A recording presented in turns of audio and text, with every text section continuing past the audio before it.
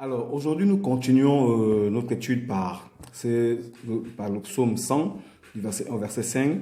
Poussez vers l'Éternel des cris de joie. Vous tous habitants de la terre, servez l'Éternel avec joie. Venez avec allégresse en sa présence.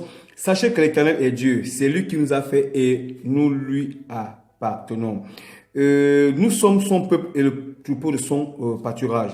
Entrez dans ses portes avec des louanges, dans ses parvis avec des cantiques.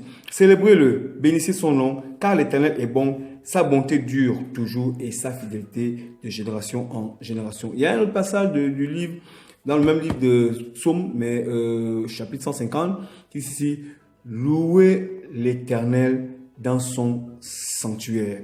Alors, vous voyez qu'on nous définit l'attitude que nous devons avoir lorsqu'on est dans la présence de Dieu. Lorsqu'on va vers notre Père et on va pour l'adorer, pour le célébrer, pour le louer, pour lui offrir des sacrifices de louange et d'action de grâce. L'attitude, c'est que nous devons être dans la joie et lorsqu'on entre dans ses portes, on doit entrer avec des cantiques. Voyez-vous, c'est déjà l'attitude intérieure que nous devons avoir. Et Dieu regarde notre attitude intérieure. Dieu ne regarde pas aux apparences. Et cette attitude intérieure, nous devons l'avoir. Elle ne nous est pas imposée par un pasteur, par un apôtre, par un prophète, par un évangéliste, par X, par Y, par Z. Non. Ceci doit être notre émanation, notre engagement, parce que nous adorons Dieu, nous l'adorons de tout notre cœur. Souvenez-vous que le Seigneur a dit à la femme samaritaine, que vous adorez ce que vous ne connaissez pas, mais nous adorons ce que nous connaissons. Dieu est esprit et il faut que ceux qui l'adorent en esprit et en vérité. Ce sont les adorateurs que le Père demande. Alors, voyez-vous, il faudrait que lorsqu'on va vers Dieu, Dieu lui il est en esprit et c'est en esprit qu'on va exprimer ce que nous avons dedans de nous.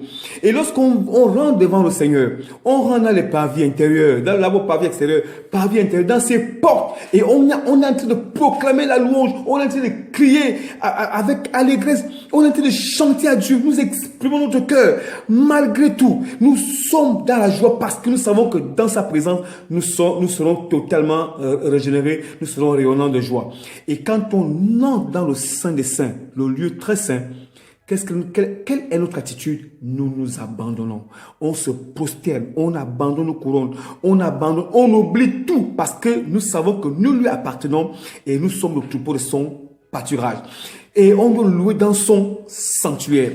Et, mesdames et messieurs, c'est important. Vous savez, aujourd'hui, beaucoup de chrétiens que nous sommes, nous formons des milliers de chrétiens dans le monde.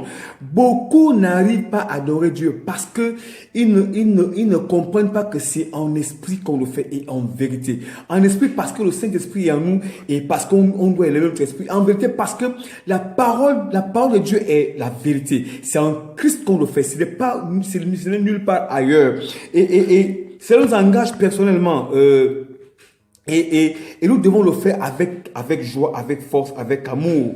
Considérant en effet que Dieu est esprit et il faut que nous qui l'adorons, nous l'adorons en esprit et en vérité. Ce sont là les adorateurs que le Père demande. Alors, comprenez ceci. Un petit témoignage que je vais faire. Une sœur avait été allée aux États-Unis, je crois qu'elle avait appris là-bas, et puis elle allait faire une retraite. Et en allant à la retraite, c'est comme ça qu'on annonce qu'il y aura une personne chrétienne, une chante qui viendra diriger les temps de louange d'adoration. Alors bon, c'était une surprise.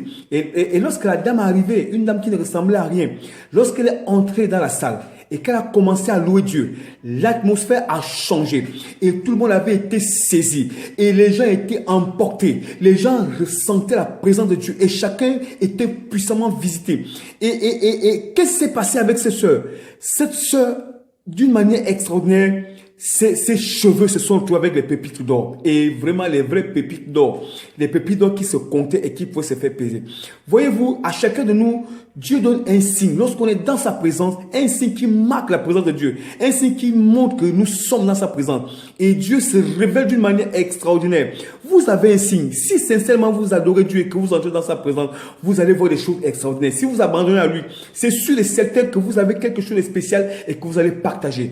Je vous en conjure, je vous le demande, soyez parmi ceux-là qui adorent Dieu en esprit et en vérité. Au-delà du physique, soyez des hommes spirituels. Que Dieu vous bénisse. Amen.